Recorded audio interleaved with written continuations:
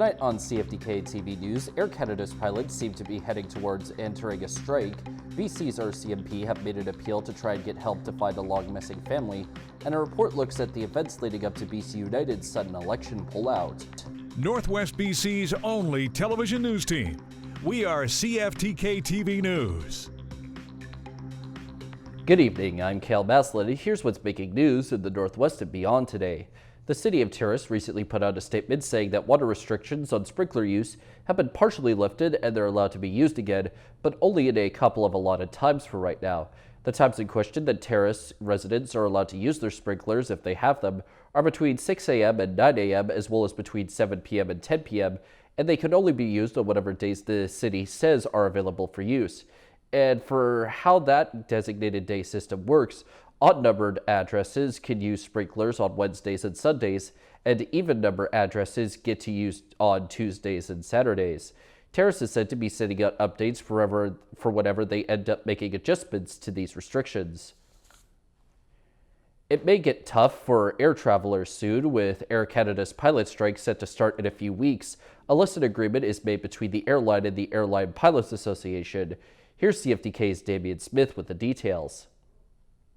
We've sat here tied to a sub-inflationary contract for a decade. That is Jesse Yancey, who is a pilot himself, but is also speaking for the 98% of pilots who voted in favor of job action, demanding better pay, retirement, and quality of life conditions working for Air Canada. After a 10-year contract that started in the summer of 2014, Yancey echoes that these pilots need to be rested and attentive to do their jobs. The biggest one I think we see right now with our pilot group, our work rules haven't changed in a decade to keep up with the way the airline operates now. Our pilots, when they're at work, we want to be working. We want to be flying people around, not sitting in layover cities in a hotel, not being productive. That's just another day on the road. And in terms of working hours, the Airline Pilots Association feels as though that their scheduling could use more consistency, especially considering months of training that must be given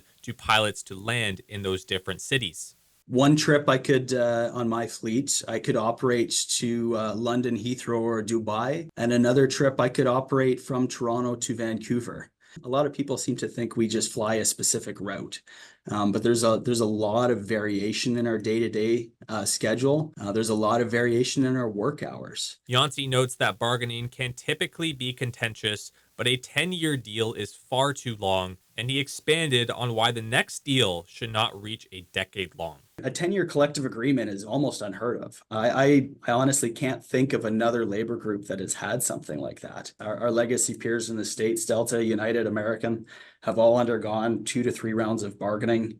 WestJet, for example, is now on their second collective agreement. There's a lot of ground that we have to cover to try and modernize our collective agreement so that it reflects today's operating environment, today's economic environment, and the global environment of pilot demand. However, Air Canada pilots are reassuring customers that their goal is not to strike, with September 18th as the walk-off date in which they will have to put forth an announcement of 72 hours before if they are to strike.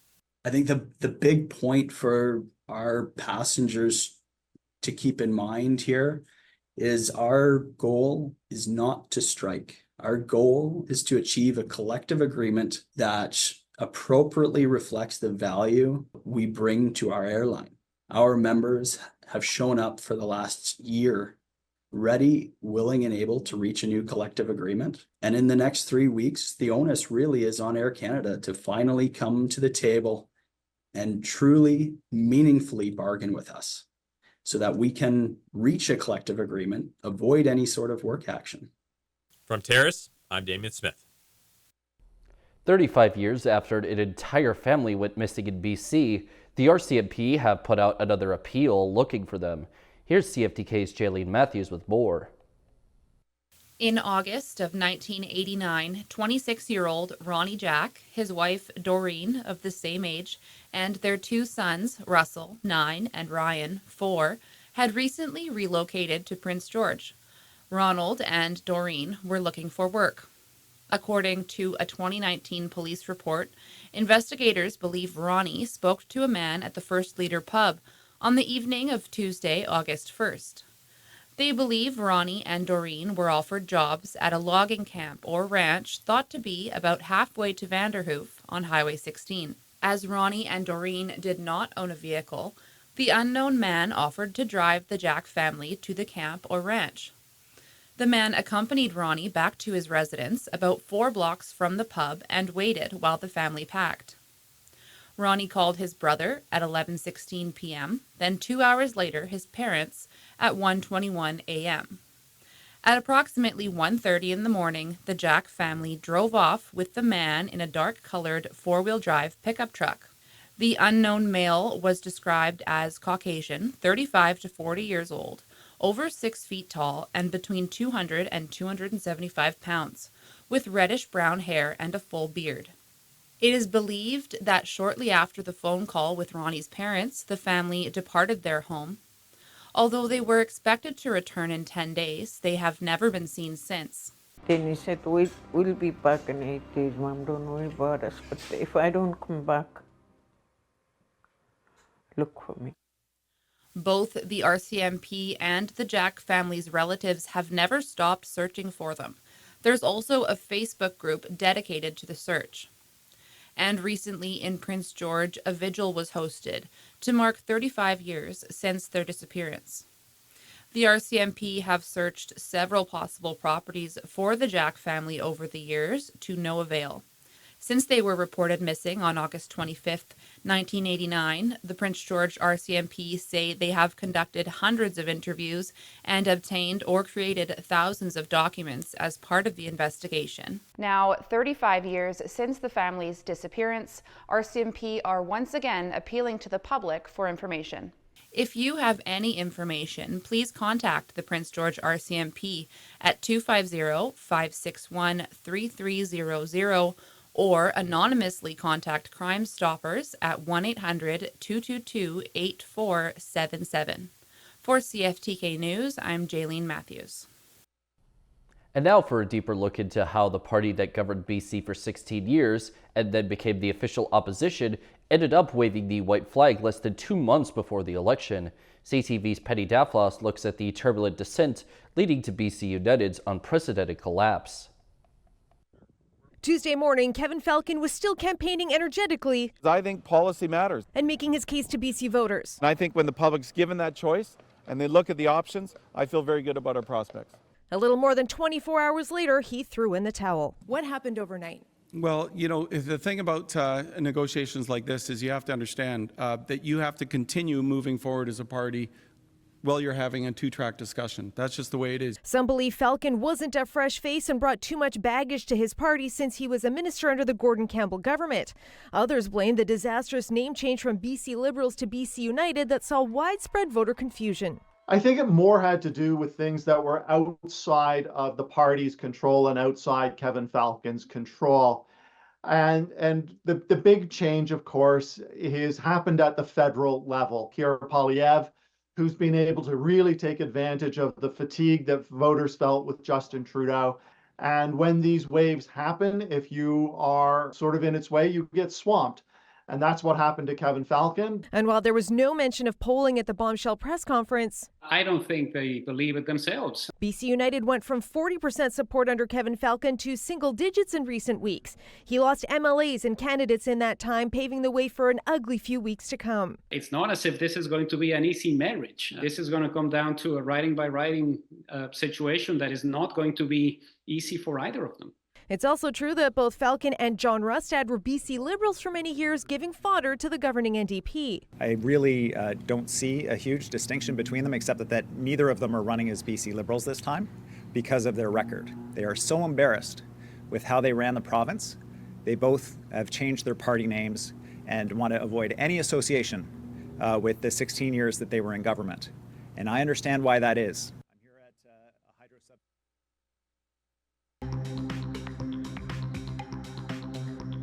Coming up next, BC's handy dart workers appear to be all but certainly headed for a strike. Welcome back. A strike by Handy Dart workers became imminent after they rejected a final contract offer. CTV's Martin McMahon has the latest, including a look at the potential fallout for those relying on the system. Handy Dart buses are rolling out of this yard in Surrey now, but the question is, for how long? Union members have rejected the latest offer from Transdev. The French company TransLink contracts to provide the transportation service for people with disabilities. If we're trying to bridge the gap and bring us closer, we feel like people that drive Handy Dart should be treated the same as people drive conventional transit. But right now we're far, far behind, over 30% behind. The union now says it could deliver 72-hour strike notice at any time, after 83% of its members said no to Transdev's latest offer. There are pay gaps, not only with bus drivers, but even with Handy Dart drivers in the Fraser Valley. There should be no disparity between moving folks with disabilities and special needs versus regular folks. The Handy Dart Riders Alliance supports the union, but feels a withdrawal of service will be difficult for many. Sometimes their only joy in the day is making a trip and being with their Handy Dart driver and being able to go to an appointment for seeing a friend, go sit in the park on a nice day, go shopping. Transdev is under contract to operate Handy Dart until mid-2026, and McKellar hopes TransLink eventually takes the service in-house. It's worth noting, even in the event of a full strike, Handy Dart will still provide essential rides. It'll be full service withdrawal except for dialysis patients, cancer patients, and MS patients. We're going to make sure those folks get taken care of. If there is a strike, McKellar hopes the community steps up. I implore the clients to ask their family, their friends, their neighbors to give them a lift where they need to go, and you'd be surprised how they will help out. As for Transdev, the company declined our request for an interview but said it's disappointed the sides haven't come to a deal. In the meantime, Handy Dart riders must wait to see if they'll be left without a ride. Martin McMahon, CTV News, Surrey.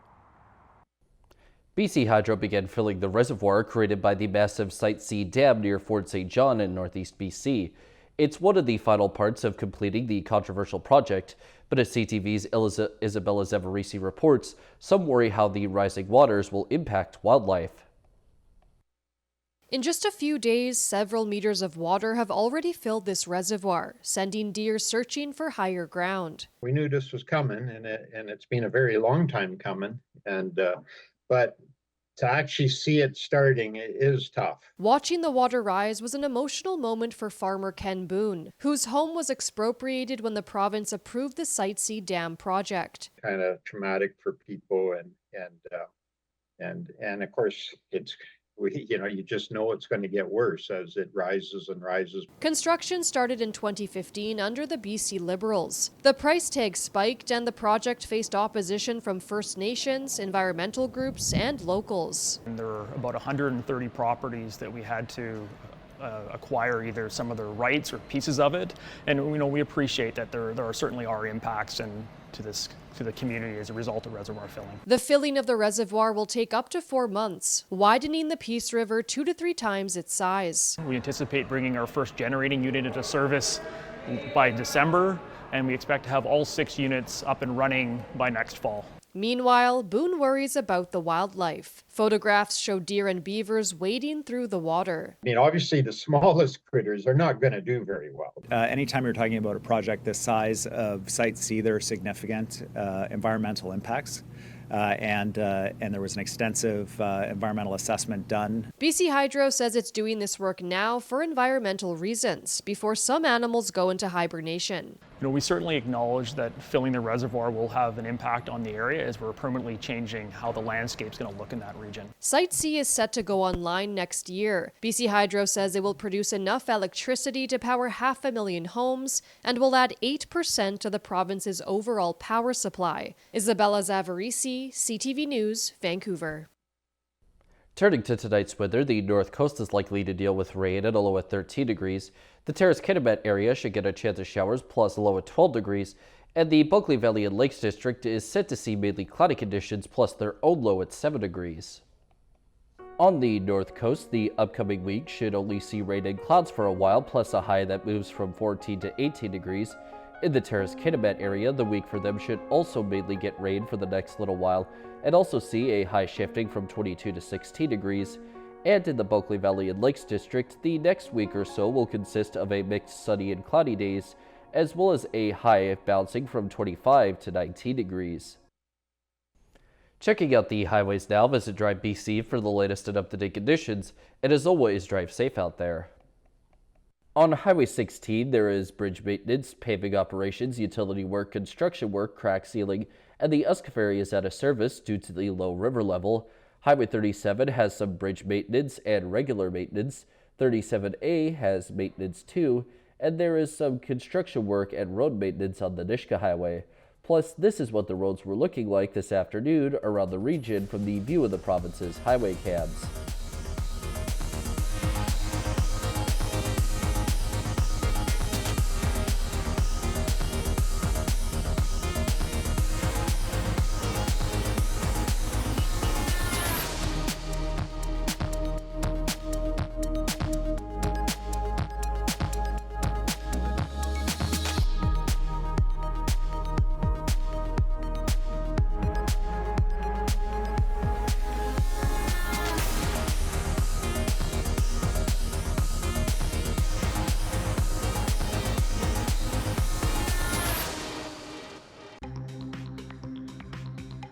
Still to come is how the federal government is reacting to the presidential race in the United States.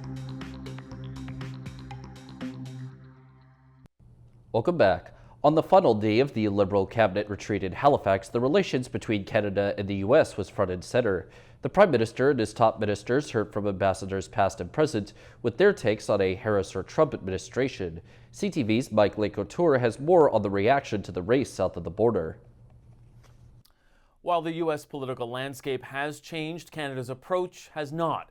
Government officials leading our country's charm offensive south of the border say the work continues as we close in on the November election. Between the three of us, we have met about 42 governors. Canadian officials have been busy, making sure American lawmakers understand our bilateral relationship sees nearly $3.6 billion worth of goods and services cross the border each day. One thing I can tell you is that our American friends understand we're moving from being nice to being strategic. Strategic in how Canada followed the U.S. in imposing tariffs on Chinese-made electric vehicles, and how we committed to meeting our NATO spending target after American calls to do so. Clear attempts to solidify the relationship ahead of a change in the Oval Office. Regardless of who wins the election in the United States, we've got a challenge, which is that the United States is becoming more protectionist, more isolationist. Donald Trump has promised to impose a 10% tariff on all goods going into the U.S., including from Canada. Kamala Harris's platform is slowly being rolled out in speeches, and there are still some unknowns. It's a lot of the similar positions that the Biden administration has had with her, but she'll put her own stamp on it, and I think that that's just something that we're watching carefully. And despite generations of good relations between the two countries, many believe we still have to put in the work. Every area needs attention, right? You may be married for 30 years and you say, oh, I don't need a birthday present, but you don't really mean it, right? You still want a card or flowers. The government says that work continues tomorrow, with Trade Minister Mary Ng heading to Washington, D.C. It's her 5th trip to the U.S. since February. Mike Lecoultre, CTV News, Ottawa. An unassuming street in East Vancouver suddenly finds itself as maybe the city's worst road. It's in such rough shape that some drivers even call it a joke. CTV's St. John Alexander reports further. In need of some serious love and care. If 62nd Avenue were given a name, Scarface would top the list. This road is terrible, like absolutely terrible, and it's never been bad. It's never been good. Riddled with growing potholes and patchy band-aids, this little road that was never meant to be this popular is showing all the signs of neglect. The cars are always trying to avoid the holes, especially wintertime, so I have to be careful that nobody runs me over. It's horrendous. It's extremely bad. No matter what kind of car, the strategy here, a game of leapfrog to avoid the traps. Even from home, I can hear boom. Nick Asefi lives on this very street and says he has yet to see it fixed properly. You have to be careful here. Yeah, it will impact definitely bearings and all mechanical parts in the car. This portion of 62nd Avenue lies between Knight Street and Argyle and has become a quick but tricky link between the two. I don't know why they haven't fixed it yet, but when I come down here, Okay, so my challenge is to make it, oh, hang on, all the way to the other block without the camera falling.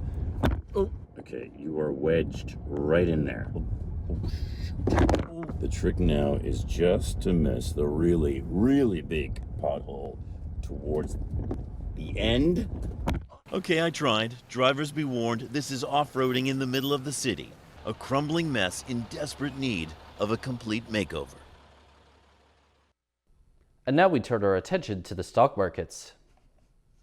The Canadian dollar is down 1/100 of a cent, the price of gold is up $22.50, oil is up $1.39, natural gas is up 4 cents, aluminum is down $43.50, in Toronto the TSX is up 100.51 points, the Venture Index is up 2.20, in New York the Dow Jones is up 243.63, and Nasdaq is down 39.60.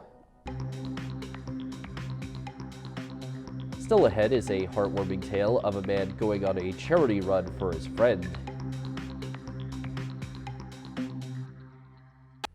Welcome back. It's a story of friendship, hope, and will. Former Olympian and mother of 2, Krista Temple, is fighting for her life, and her friend Matt is looking to help. As Yasmin Gandon reports, he's attempting to run from Vancouver to Whistler to help raise funds for his friend whose life changed forever in March. I won't ever forget that moment. It felt like time stopped. She went to open a jar of pickles and broke her arm. Upon further testing, she was diagnosed with stage 4 cancer, a fight she is all too familiar with. The first thing I said was I don't want to leave my babies, because that diagnosis, you know, comes with more of an expiry date than the first. Temple has represented Canada twice in the Olympics, earning a silver medal in the 2012 Games.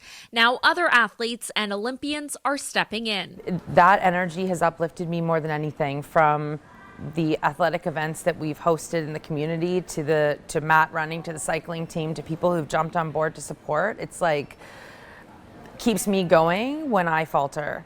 The cost of private treatments will cost hundreds of thousands of dollars. When her friend from college learned of the news, he knew he had to help, even though they hadn't spoken in over 20 years. And at that time, I shared with Krista, Marla, and the family, why don't we plan something, and why don't we do something big? He will be running all the way from Vancouver to Whistler, the same route of the famous Gran Fondo. I asked myself, how do we inspire people to support someone who truly inspired us, who inspired the nation on world's biggest stage?